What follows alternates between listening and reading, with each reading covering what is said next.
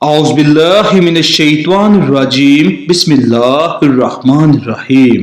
ناظرین اکرام، حدیث پاک ہے کہ جب انسان مرنے کے قریب ہوتا ہے تو ملک الموت کے علاوہ اللہ تعالیٰ کی طرف سے اس کے پاس 5 فرشتے حاضر ہوتے ہیں۔ پہلا فرشتہ اس وقت آتا ہے جب وہ آخری سانسوں پر ہوتا ہے، جب اس کی روح حلق تک پہنچ جاتی ہے۔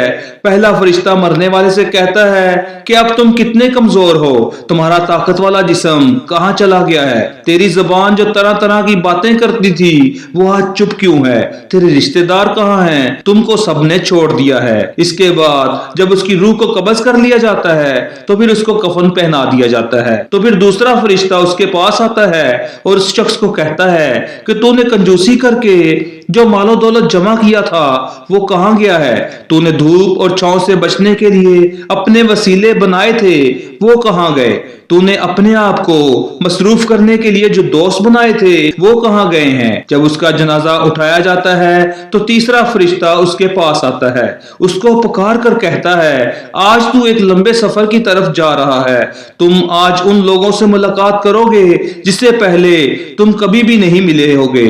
آج تمہیں ایسی تنگ جگہ پر داخل کیا جائے گا جس میں تم آج تک نہیں گئے۔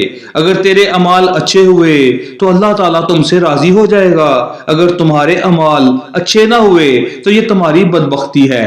جب اس کو قبر میں اتار دیا جاتا ہے تو چوتھا فرشتہ اس کے پاس آتا ہے۔ ناظرین اکرام، وہ فرشتہ اس انسان کو پکار کر کہے گا اے ابن آدم، جب تم زندہ تھا تو زمین کے اوپر چلتا رہا، اب تو مر گیا ہے، اب تو اس مٹی کے نیچے آ گیا ہے۔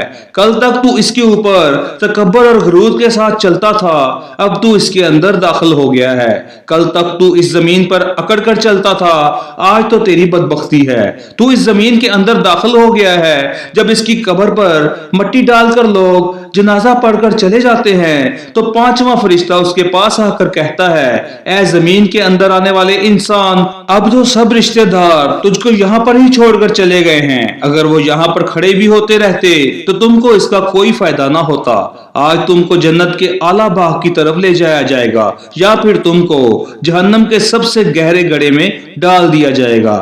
ناظرین اکرام، جب تک ہماری جسم میں جان ہے تو ہمارے پاس اللہ تعالیٰ سے توبہ کرنے کے لیے وقت ہے، لیکن کسی کو اس بات کا نہیں پتا کہ اس کی عمر کتنی ہے، اس نے کس ٹائم پہ دنیا چھوڑ کر چلے جانا ہے، اس کو کوئی نہیں پتا کہ اس کی سانسیں کب تک چلنی ہے۔ اللہ تعالیٰ اپنے بندوں سے 70 ماؤں سے زیادہ پیار کرتا ہے۔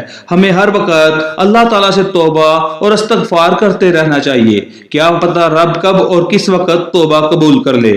اللہ تعالیٰ ہم سب کو توبہ کرنے کی توفیق عطا فرمائے۔